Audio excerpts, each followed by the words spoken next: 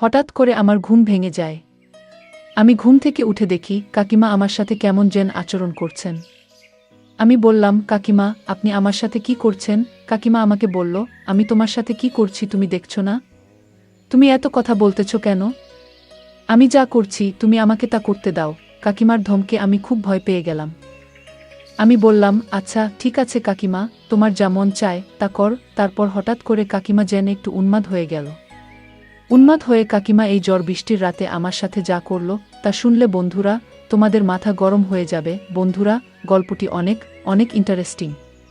আশা করি গল্পটি শুনিয়ে তোমরা অনেক মজা পাবে। বন্ধুরা, তোমাদের আমার ছোট্ট একটি অনুরোধ, তোমরা দয়া করে আমার চ্যানেলটিকে সাবস্ক্রাইব করে আমাকে সাপোর্ট করবা। হ্যালো বন্ধুরা, আমি ফারদিন। এটা আমার ছদ্মনাম। বর্তমানে আমার বয়স 25 বছর। আজকে আমি তোমাদের মধ্যে যে গল্পটি বলবো, তখন আমার বয়স ছিল 13 কিংবা 14 বছর। আমার কাকা ছিলেন একজন ছোটখাটো ব্যবসায়ী। মাঝে মধ্যেই কাকা যখন ব্যবসার কাজে বিভিন্ন জায়গা চলে যেতেন, তখন 3 দিন 4 দিন এমনকি 1 সপ্তাহ পর্যন্ত বাড়ির বাইরে থাকতেন। যখনই কাকা বাড়িতে থাকতেন না, তখনই কাকিমাদের বাড়িতে আমাকে থাকতে হতো। কারণ এক হচ্ছে কাকিমার বিয়ে হয়েছে মাত্র বছর 2 কাকিমার এখনো কোনো সন্তানাদি হয়নি। আর 2 হচ্ছে কাকিমা একলা একলা থাকতে অনেক ভয় পেতেন। কাকা যখন ব্যবসার কাজে বিভিন্ন জায়গা চলে যেতেন এবং বাড়িতে আসতে পারতেন না, তখন কাকিমা একলা একলা রাতে থাকতে পারতেন না। তিনি খুব ভয় পেতেন। আমাদের বাড়িটা খুব নির্জন ছিল। আমাদের বাড়িতে আর কোনো ছেলে মেয়ে ছিল না।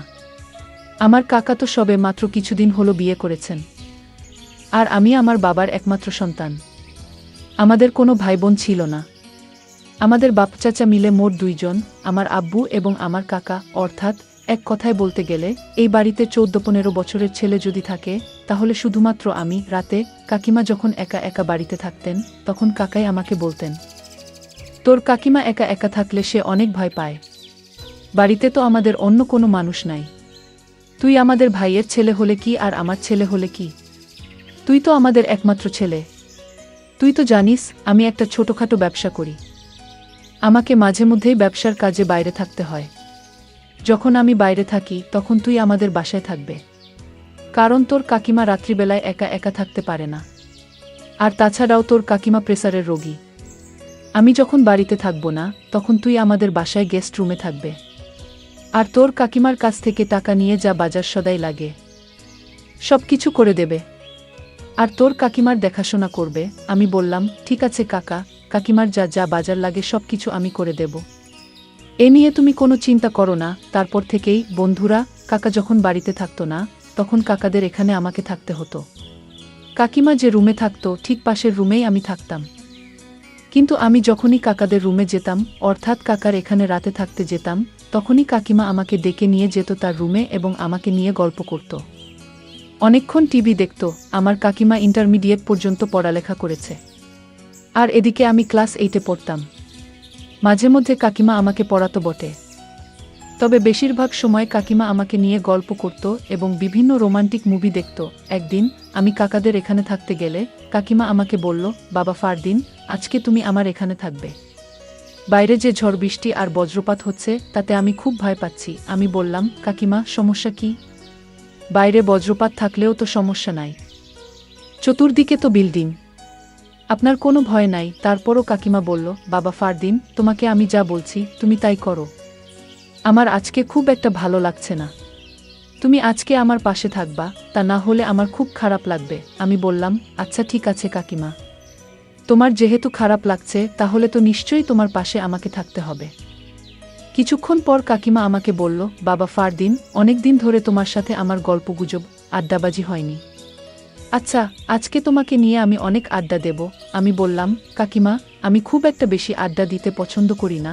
তারপর কাকিমা আমাকে বলল, আজকে আমার সাথে তোমাকে আড্ডা দিতেই হবে।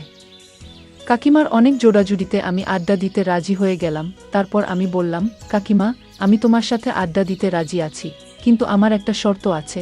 কাকিমা আমাকে বলছে, বাবা ফারদিন, কি শর্ত তোমার? আমি বললাম, কাকিমা, আমার আব্বুকে আমি অনেক দিন ধরে বলছি আমাকে একটা মোবাইল কিনে দিতে, কিন্তু আমার আব্বু আমাকে কোনো মোবাইল কিনে দেয় না।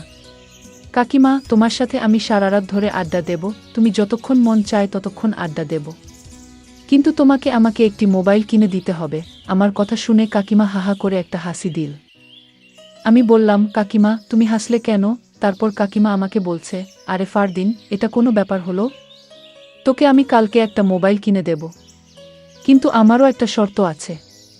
যদি আমার শর্তটা তুই মানতে পারিস, আমি তোকে মোবাইল কিনে দেব। আমি বললাম, কাকিমা তোমার আবার কিসের শর্ত? ঠিক আছে, যদি তুমি আমাকে মোবাইল কিনে দাও, তাহলে তুমি যে কোনো শর্ত দাও, আমি মেনে নেব। তারপর কাকিমা বলছে, আচ্ছা ঠিক আছে, তাহলে আজকে রাত্রে আমি যা বলি তুই সেটা করবি। আমি বললাম, আচ্ছা ঠিক আছে, যদি তুমি আমাকে মোবাইল কিনে দাও, তাহলে তুমি যা বলবে আমি তাই করব। এভাবে কাকিমার সাথে কথা বলতে বলতে গল্প করতে করতে সময় কেটে যাচ্ছে, কখন তা বুঝতেই পারিনি। গল্প করতে করতেই আমি লক্ষ্য করলাম কাকিমা আমার দিকে কেমনভাবে যেন তাকিয়ে রয়েছেন। কাকিমার তাকানোর মধ্যে যেন একটা রহস্য লুকিয়ে আছে। আমি বললাম, কাকিমা যা মন চায় তা করুক, কাকিমা যা বলে আমি তাই করব, এর বিনিময়ে তো আমি একটা মোবাইল পাব। এই ভেবে কাকিমার শর্তে রাজি হয়ে গেলাম। তারপর আমি কাকিমাকে বললাম, কাকিমা এবার বলো তোমার শর্তটা কি? কাকিমা বলল, আরে ফারদিন, এত তাড়াহুড়ো করছিস কেন? আস্তে আস্তে তোকে আমি সব বলছি। আমার যে কি শর্ত তা তুই রাত হলেই বুঝবি।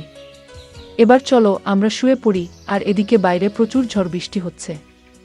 কিছুক্ষণ পর কাকিমা আমাকে বলল, বাবা ফারদিন, আজকে আমার খুব খারাপ লাগছে। এই যে এই মলমটা নাও, এই মলমটা নিয়ে আমাকে একটু মাথায় মালিশ করে দে, তাহলে মনে হয় একটু ভালো লাগবে। তারপর আমি আর কি করব, বাধ্য ছেলের মতো হয়ে কাকিমার মাথায় মালিশ করতে শুরু করলাম। একদিকে আমি মালিশ করতেছি, আরেকদিকে কাকিমা কেমন যেন অদ্ভুত অদ্ভুত আওয়াজ করতেছেন। আমি বললাম, কাকিমা তুমি এরকম অদ্ভুত আওয়াজ করতেছ কেন? কাকিমা বলছে, আরে বাবা তুই এটা বুঝবি না, তোকে যা বলছি তাই কর। আমি বললাম, ঠিক আছে কাকিমা। এই বলে বাধ্য ছেলের মতো কাকিমার শিখানো অনুযায়ী আমি তাকে মালিশ করতে শুরু করলাম। এভাবে মালিশ করতে করতে কাকিমা হঠাৎ করে ঘুমিয়ে পড়লেন। আমিও ঘুমিয়ে পড়লাম। গভীর রাতে ঘুমের মধ্যে আমি অনুভব করলাম কেউ আমার সাথে যেন ভিন্নরকম কিছু করার চেষ্টা করছে। এরকম পরিস্থিতিতে হঠাৎ করে আমার ঘুম ভেঙে যায়। আমি ঘুম থেকে উঠে দেখি কাকিমা আমার সাথে কেমন জানি করছে। আমি বললাম, কাকিমা আপনি আমার সাথে কি করছেন? কাকিমা আমাকে বললেন, আমি তোমার সাথে কি করছি তুমি দেখছো না? তুমি এত কথা বলতেছ কেন? আমি যা করছি তুমি আমাকে তা করতে দাও। কাকিমার ধমকে আমি খুব ভয় পেয়ে গেলাম। আমি বললাম, আচ্ছা ঠিক আছে কাকিমা, তোমার যা মন চায় তা কর। তারপর হঠাৎ করে কাকিমা যেন একটু উন্মাদ হয়ে গেলেন। উন্মাদ হয়ে কাকিমা এই ঝড় বৃষ্টির রাতে আমাকে তার সাথে মিলাতে বললেন। অর্থাৎ সে যা যা আমাকে বললেন আমি তাই যেন করতে লাগলাম। কারণ আমি যদি কাকিমার কথা না শুনি, তাহলে তো কালকে কাকিমা আমাকে মোবাইল কিনে দেবেন না। একটা মোবাইলের আশায় কাকিমা যা বলছেন আমাকে তাই করতে হলো। তারপর কাকিমা আমার সাথে এমন কিছু করতে লাগলেন যার ফলে আমার অবস্থা খুব খারাপ হয়ে যেতে লাগলো। তখন আমি কাকিমাকে বললাম, কাকিমা তুমি আমাকে যে কাজ করার ইঙ্গিত দিচ্ছ সেটা করা কি ঠিক হবে? কাকা জানতে পারলে মনে কষ্ট পাবেন। তখন কাকিমা আমাকে বললেন, ফারদিন তোমার কি মোবাইল লাগবে না? আমি বললাম, হ্যাঁ কাকিমা লাগবে। তোমার যদি মোবাইল লাগে তাহলে তোমাকে আমার সাথে আজকে একটা কিছু করতে হবে, তাহলেই কেবল তুমি মোবাইল পাবে। তারপর কাকিমা আমার সাথে এমন কিছু করলেন যা আমার মুখে ভাষায় প্রকাশ করা অসম্ভব। আমিও তখন নিয়ন্ত্রণ হারিয়ে যা করার তাই করলাম। তারপর কাকিমার ইচ্ছামতো আমার সাথে অনেকক্ষণ বিনোদন করলেন। একটা পর্যায়ে তিনি ক্লান্ত হয়ে গেলেন। তারপর আমি কাকিমাকে বিনয়ের সাথে বললাম, কাকিমা কাকার সাথে কখনো এরকম কিছু বলবেন না, আপনাকে অনুরোধ করলাম। কাকা জানতে পারলে আমাকে মেরে ফেলবে। তখন কাকিমা বললেন, আরে পাগল, তুমি এই বিষয় নিয়ে কোনো চিন্তা করো না। তুমি তো আমার কথায় থাকছো তাই না? তোমার কাকা জানবে কি করে? এখানে তুমি আর আমি ছাড়া তো কেউ নেই। ফারদিন তুমি অনেক সুন্দর, তোমাকে আমার অনেক পছন্দ, তুমি কিউট একটা ছেলে। তোমাকে আমি অনেক ভালোবাসি, কিন্তু আমি তোমাকে কখনো বলতে পারিনি। তোমাকে নিয়ে বিনোদন করা আমার অনেক দিনের শখ। আজকে তুমি আমার ইচ্ছা পূরণ করছো। ঠিক আছে ফারদিন বন্ধুরা, তারপর আমি আর কি করব? আমিও তো একজন মানুষ, আমারও তো কিছু না কিছু আছে। তারপর যা হওয়ার তাই হলো।